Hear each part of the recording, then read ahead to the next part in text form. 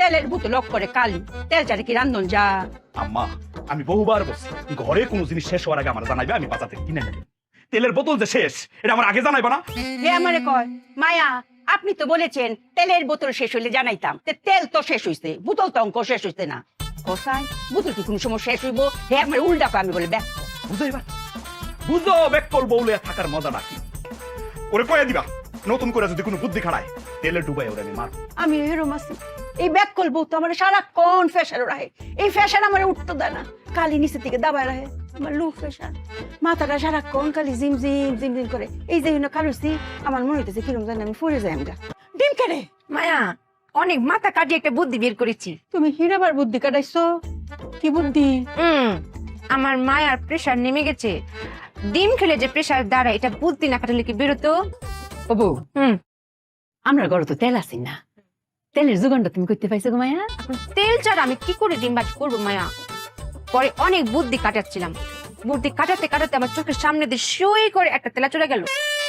তখন আমার বুদ্ধিটা খুলে গেল মায়া, যে এর নাম তেল চোরা কেন, নিশ্চয়ই সে তেল চুরি করে।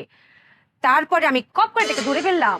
তারপর ভাবলাম যে একটা দিয়ে তো হবে না, আমি প্রত্যেকটা কোনায় কোনায় চিপে চিপে সবগুলো তেল চোরাদের খুঁজে বের করলাম। বিশ্বাস করেন মায়া, আমি একটা তেল চোরাকে বাকি রাখি নাই, সবগুলোকে ধরেছি, ধরে একটা কড়াই রেখেছি, রেখে যে আগুনটা দিয়েছি না মায়া।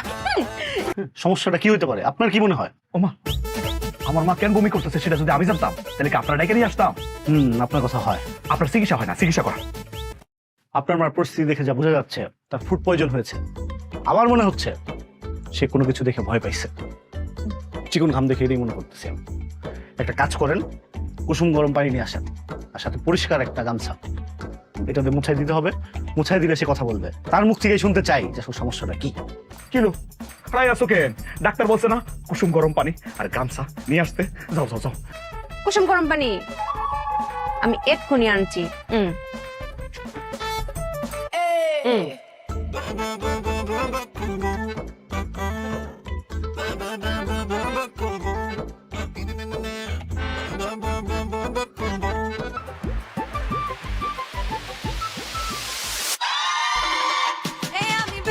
এটা কুসুম গরম পানি। তুমি যা বলেছো আমি তাই করেছি। বিশেষ করে ডাক্তার সাহেব, আপনি বলেছেন না কুসুম গরম পানি আনতে, আমি 5টা ডিম নিয়েছি, নিয়ে ভেঙে এই পাতিলের মধ্যে রেখেছি, সাদা অংশটা ফেলে দিয়েছি আর এই কুসুমটা রেখেছি, আর আরেকটা পাতিলে পানি গরম দিয়েছি। পানি যখন বলক উঠে গেছে তখন ওই গরম পানিটা এই কুসুমের ভিতরে ঢেলে দিয়েছি। এলে হলো না কুসুম গরম পানি। আপনাকে আমি একটা কথা বলতে চাই, কিটা? আপনার কাজ কর্ম কথাবার্তা কোনো কিছুই হয় না। আমা আমা তুমি ঠিক আছো? আমি ঠিক আছি। আমি 5টা ডিম ভেঙেছি, 5টা ডিম ভেঙে সাদা অংশটা আলাদা করে ফেলে দিয়ে আমি ওই 5টা কুসুম একটা হাঁড়িতে রেখেছি। তারপর আরেক হাঁড়িতে আমি গরম পানি করেছি, সেই গরম পানি যখন ফুটে গেছে সেই ফুটন্ত গরম পানি আমি কুসুমের ভিতরে ঢেলেছি। তাহলে কি হলো? কুসুম গরম পানি। মায়েরে জি মায়া, তুই আমার লগে কোনো কথা কইস না, আমি নিজেরা সামলাতে পারতেছি না রে। সেই কোন কথাটা কোনটা কইতাম না, কোনো কথা কইতাতেন, সেই কোন কথাটা কোনটা কইতাম না। কোনো কথার মানে হইছে গা